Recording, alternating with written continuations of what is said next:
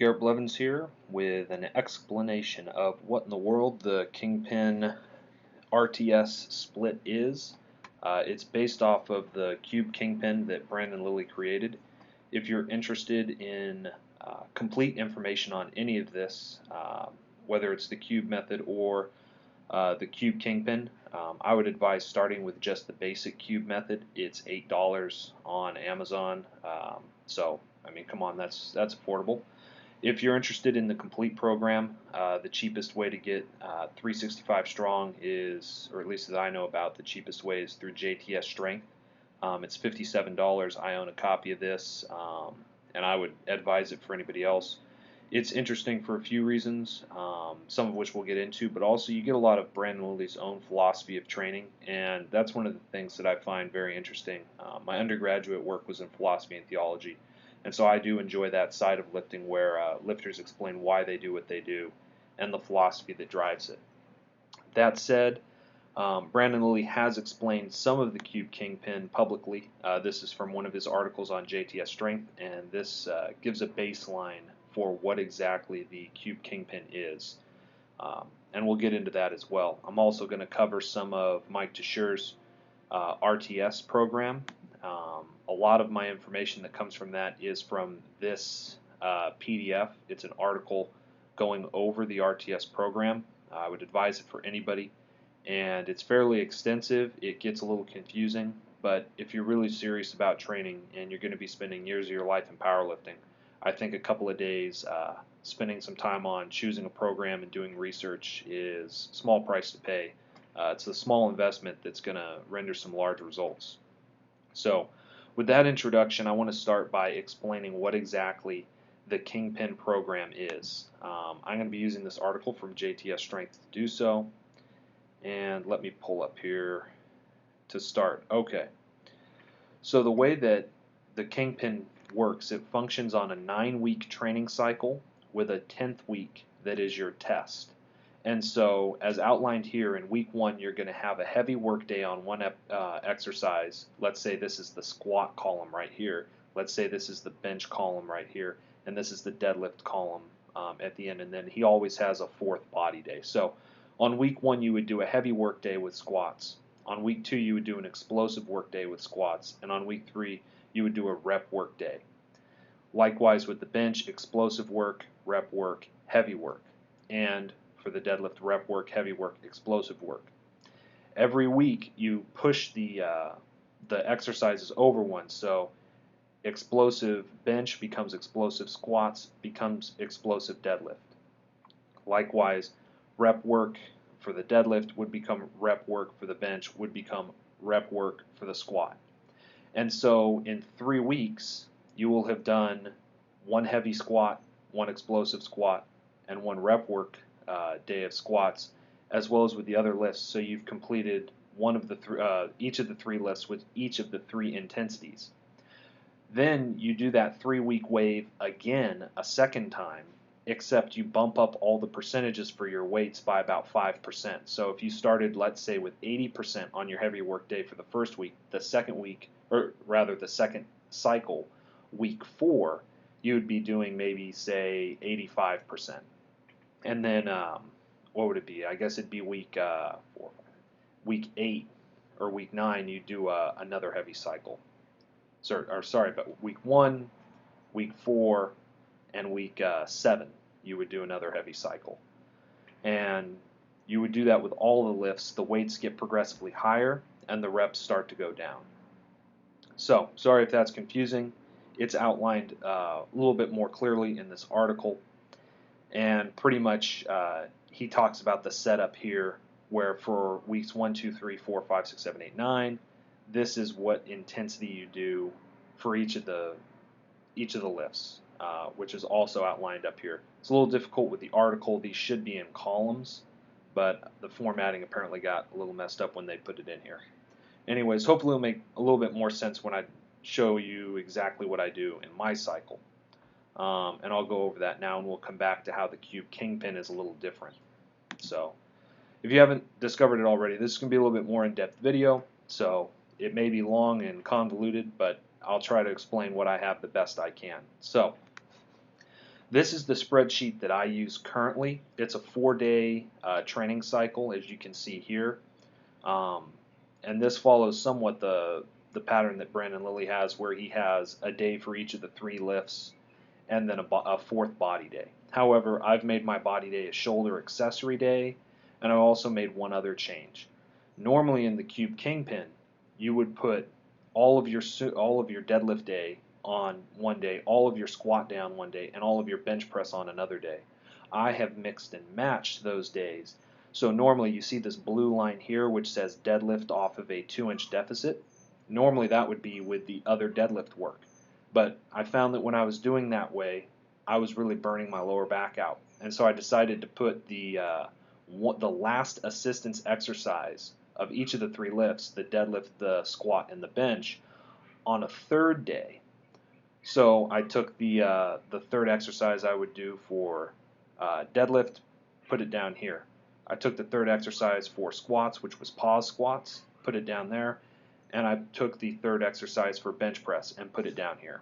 This allows me to not have quite so much workload for a single body part on any particular day, and it's also allowed me now with the 4-day split to have floor press, incline dumbbell, competition bench, and bench with a 1-inch pause all in 1 week. And upping the frequency of benching, I'm hoping, is going to push my bench up. It has lagged behind more than some of my other lifts.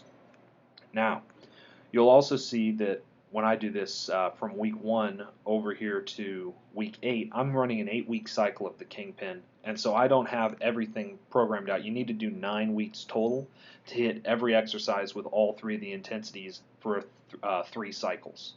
I'm not doing it that way because I've cut my cycles down, especially in preparation for nationals.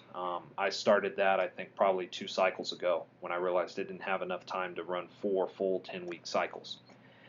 That said, week 1 is a deadlift. That's what the D here stands for. Deadlift explosive, bench for a max, squat for reps. Now, I put my squats, my main squatting day, and my main benching day together so that I'm always benching in a semi-fatigued state, because in competition, you are always benching in a fatigued state. I don't see any reason to come in and do bench presses fresh when you're really trying to find out if I'm using my competition grip, competition style bench. I never get to do that fresh. I'm not a bench only lifter. I may do that at some point, perhaps. But right now I've found that there's a large benefit to doing it this way. In my first 2 competitions, my bench was much lower than I wanted it to be, but it's because I was not really acknowledging how much the squat takes out of my shoulders, which are also the weak link in my bench, power off the chest. And that really was decreasing my bench. Once I started to work with my bench in a fatigued state, increases came pretty fast. And so sometimes you're going to have to mess with programs, but you can move all of these pieces around. I've color-coded it so it's a little bit more visible, but blue is deadlift, if you haven't figured that out already. Red is squat, and orange is bench press.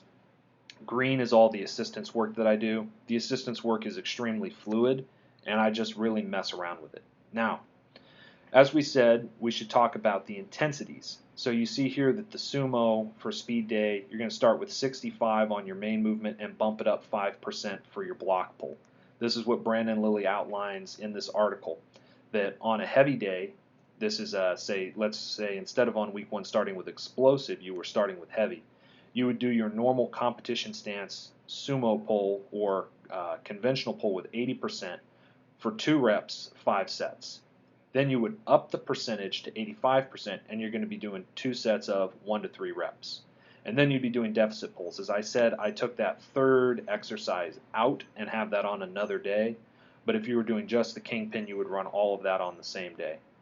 So you're always going up 5% the first time, and then you're dropping 10%, so a minus of 5% from your original percentage, down to 75%. Also, this is your easiest lift normally, or at least with the deadlift. This is the easiest one. This lift is more, this is your kind of, not your easiest, middle range. This is the middle kind of difficult but not super hard way of lifting the deadlift. It's your normal. Block pull is raised, so it's going to be easier. Therefore, you up the weight. And deficits are going to be the most difficult, so you're going to lower the weight there. You could do probably the same sets and reps with the 2-inch deficit that you could with, say, the competition stance or the block pulls. You're always going to be able to do more weight for more reps with the block pull than the deficits, unless you have some really weird leverages or form issues. The only time that there's an exception to this I've found is when you go from competition squats, which is 65%, to Olympic squats, high bar. For me, high bar is extremely difficult. So to go from my competition, which is my stronger form, to high bar is very difficult. However, that said, the reps are usually less here. This is an exception because of the explosive squat day, but usually the sets and reps change to accommodate that. Well, this might be 65%, let's say, in squats of my 1 rep max. If I go to 70% of my 1 rep max for Olympic squats, it's actually like 80% of my Olympic squat max, because my Olympic squat max is less than my competition stance squat. So even though it looks like 70%, that 70%, as far as this is programmed, is based off of my back squat. So 70% of my back squat is more like 75 or 80% of my 1 rep max for high bar. So that's something to pay attention to when programming this. Also, close grip. I'm not better at close grip than I am at my competition style. So I'm glad that he decreases, reps from 8 to 12 with 70%. I could not close grip 8 to 12 reps at 75%. And so it's down to 6 to 8. That's what makes it more manageable. So you can do the same percentage, 75, 70, and 65, all off of your competition bench max, but realize that the close grip bench with 75% is really an intensity of maybe 80 or 85% of your 1 rep max for a close grip bench max. Hope that makes sense. So that said, let's, and again you see here 70, 75, 65, 65, 70, 60. And when this is for the first 3 weeks cycle through, and after you do those 3 weeks, you go into your second 3-week wave, and you just bump up the percentages overall. And he outlines that in this article again, found at jtsstrength.com, a little bit more on how you build cycle upon cycle. You're not running the same 3 weeks 3 times. You might start, instead of starting with 80% for your heavy squats on this day, you would start with 85, 90, and then go 80. Or 85 rather. So 85, 90, 80 as your percentages. What that looks like, for me, I follow on the first 2 exercises.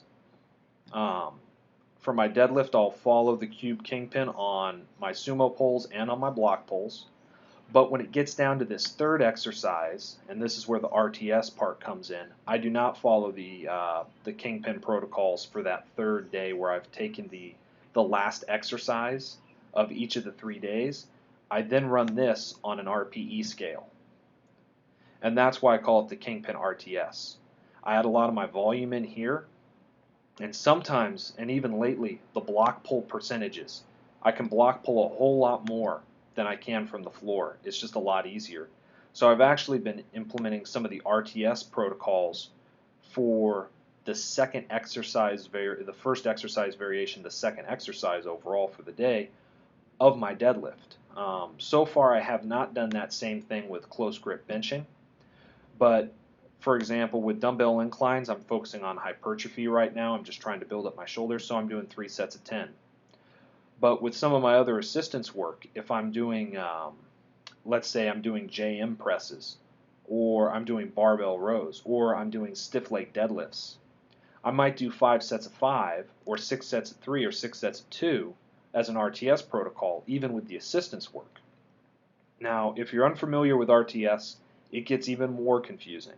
I'll try to do the best that I can in this. I'm going to try to condense it. It takes hours to talk about all of these programs, so you're just going to have to excuse me if it's still confusing, but I'll do my best. So here we go.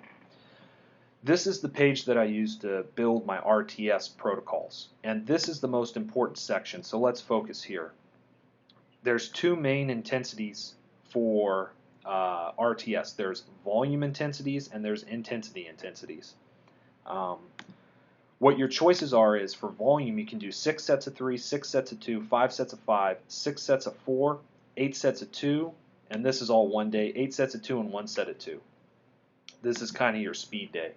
And then you have intensity protocol, which is 1 set of 1 to 3, 3 sets of 3, which is exactly half of these 6 sets of 3 over here, 4 sets of 2 instead of 6 sets of 2, or 5 sets of 1.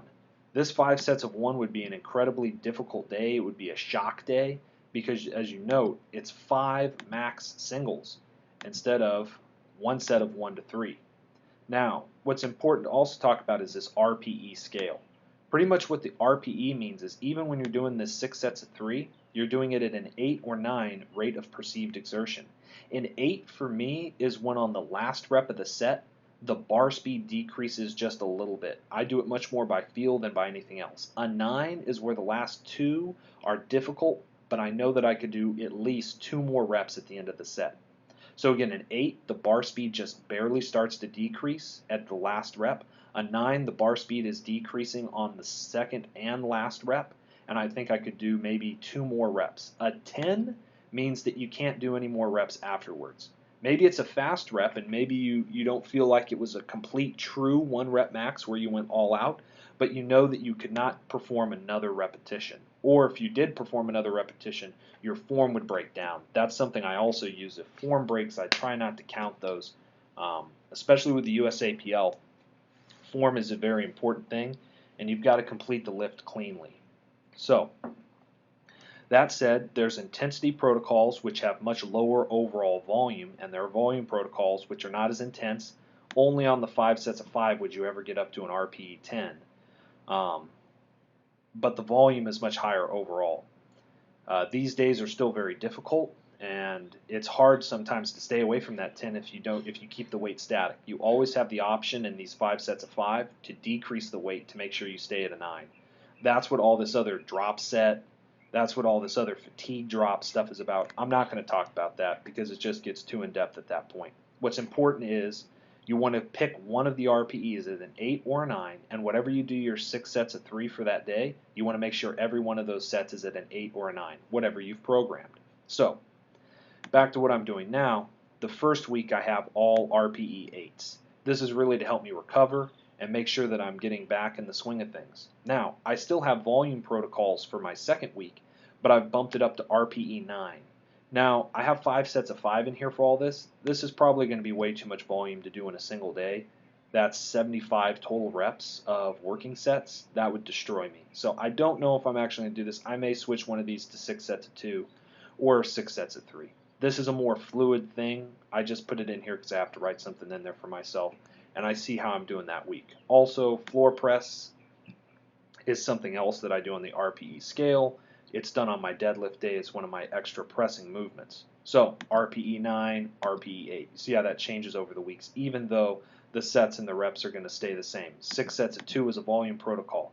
5 sets of 5 is a volume protocol.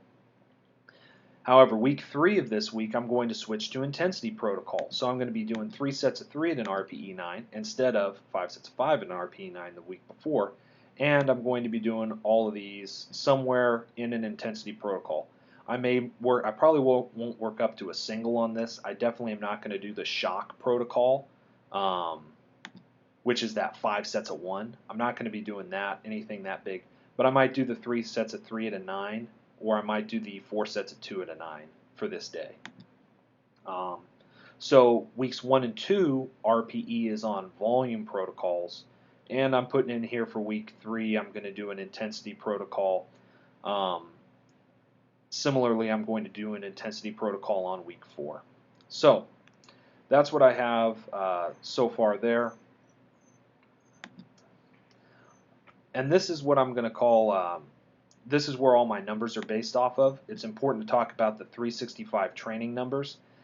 This is not your all-time best. The PRs that I have, I put over here.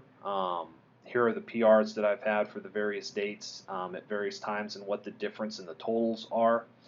What I do is I take this number for my most recent total, multiply it by 95%, and that's what gives me my training number. All of the percentages for what I do are based off of that. So I'm functioning, the main framework of what I do is based on the Kingpin, which has the lifts, the 3 lifts with 3 different intensities. I put that third intensity, the third variation on its own day, and I've also combined my main squatting and benching day together, and I do them for various percentages. A lot of these I've modified over time um, just to make it more manageable and adjusted to my own needs. I was getting a lot of back cramps, so I switched stuff up. Um, so if you want this program, I'm not going to distribute it because it does hold a lot of the program information for the 2 programs that I'm using. If you want to create it, though, I created this all. I did buy the Kingpin, but I got the RTS information offline. And most of what I began making this with was with the baseline cube method, not the Kingpin variation, which is a little bit more in depth, and went from there. I think it's important to invest and to support these people who are putting out this information. Again, it's real cheap on Amazon if you want the basic cube method. 365 strong, which explains the Kingpin program, is a little bit more in depth, but in my opinion, it's really worth the money. And again, this is an article PDF that was put out. I'm trying to see what it's called, Planning for Strength Training from Novice to Elite, and it really gives a good overview of quite a few things. And it talks about the difference between intermediate training, beginner training, elite training, and how really you need to start to get into some year-long planning cycles. That said, I want to speak briefly about why I switched from volume protocols to intensity protocols. So let me find it here. It's in here somewhere. Here we go.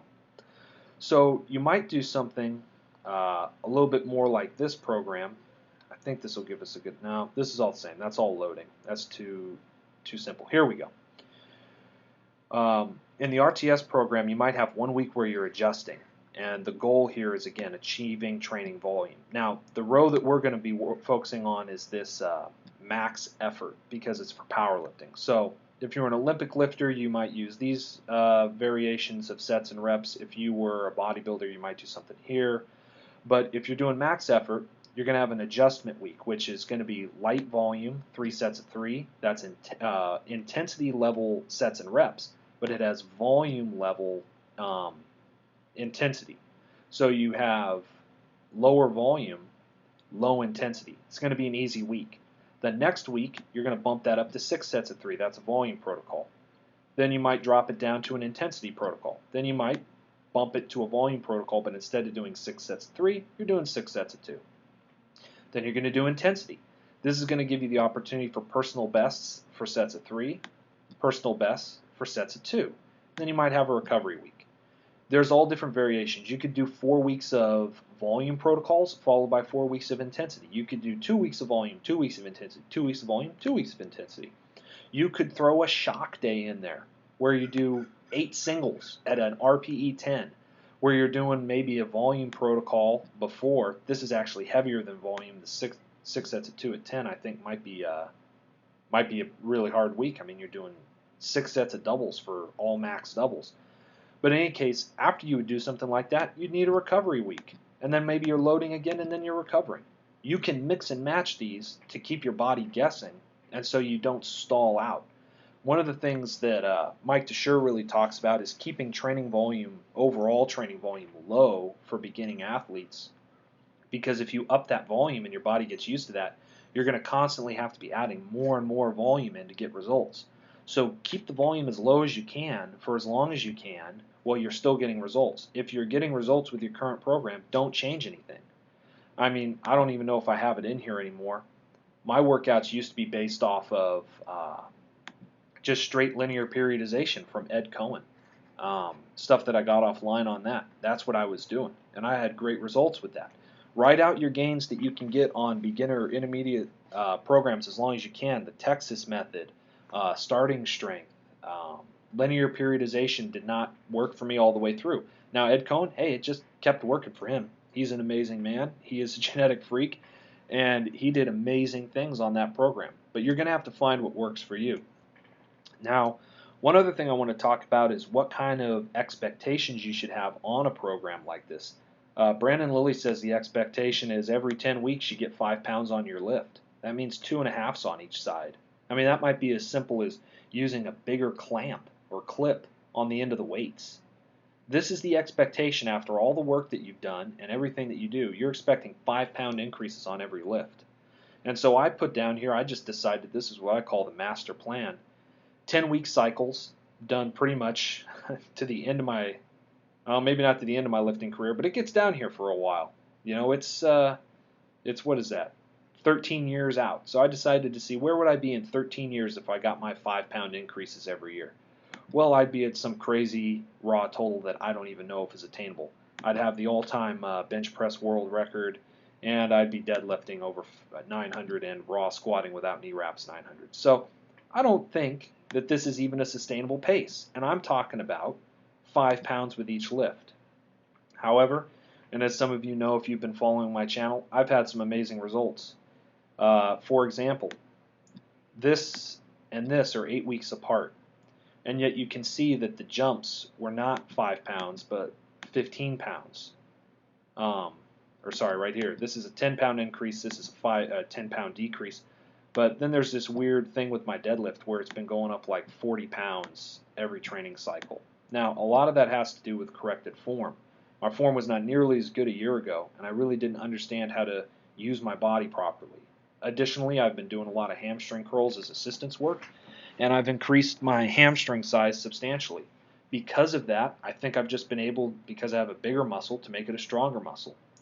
But also, as you guys know, I can't really explain any of what's happened with my lifting and with my total through my own efforts alone. And I really do give glory to God, and I know as much as that may bother some people or may not make sense, it's the truth. I really can't explain it, and it's not due to my wonderful knowledge or anything like that. I'm not some sort of training guru. I don't have a magical training plan. I'm kind of hodgepodging stuff together as it works for me.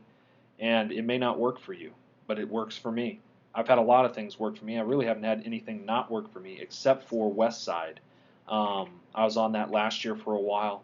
It worked okay, but really the bands and chains, especially with my bench press, did not help me very much because my power off the chest was my weak point. And since the accommodating resistance made that the lightest spot, I just kept getting stronger with lockouts, which is probably why my floor press is so good, but my bench press is lagging behind.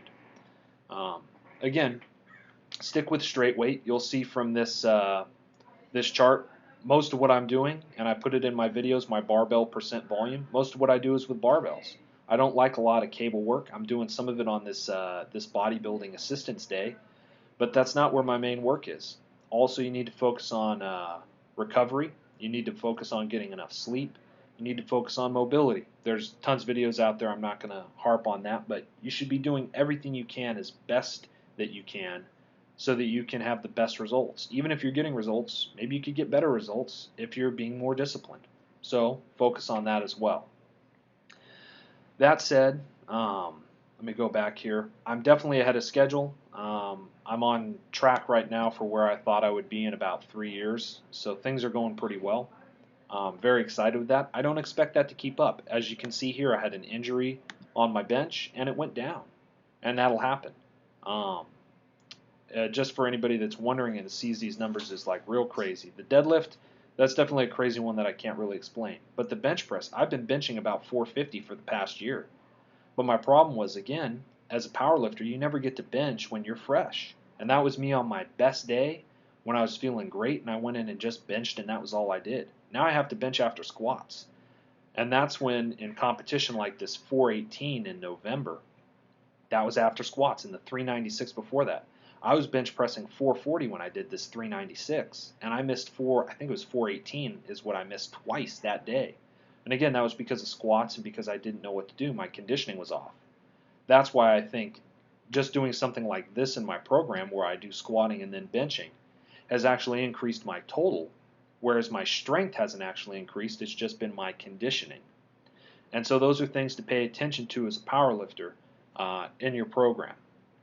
So there's various things over here. See if I had 3.5% or 2.5% gains every cycle. And there's various things you can do, but this is all make-believe stuff. What really matters is what you can put up on the platform. And I'll also note that actually it's all three of these. These three different totals, these were all done in the gym. These are gym mock meets. It's in where I know the bars. It's in where I could take as long as I want. I tried to restrict my time periods and make it harder on myself than it would be in competition. But these are gym totals. And so that's something to remember as well. Anything that I do in nationals over 1646, as long as I don't bomb out on the squat because of depth, which is something I'm actually a little worried about, anything over 1646 is going to be progress. And that's something to remember. If you're on a current training cycle and you're making progress, don't switch. And if you're going to make adjustments, make small adjustments. I started with the cube, just the basic cube method. I then went to this thing here that I created called the Kingpin-RTS split. You can see that there's almost no assistance work in it. Then I decided to go to the Cube Kingpin basic model. Cube Kingpin, where I mixed and matched which day I did that third assistance exercise on.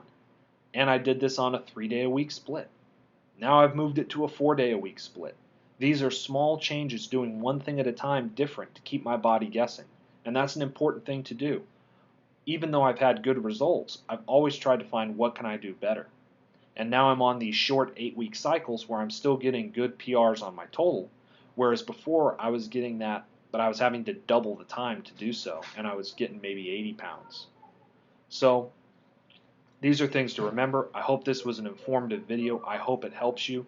Again, I encourage you to get the full programs from the people themselves, buy their books, buy the original Cube method, and just start modifying it to your needs. Start working with it. Brandon Lilly doesn't even use the programs that he's created and put out in books because he's already moving on past what he's been doing. It doesn't mean that he wipes out the whole program or that he keeps the skeleton of it, but he moves a couple of pieces around. And you always need to be looking for a better program. It's really good not to have program loyalty.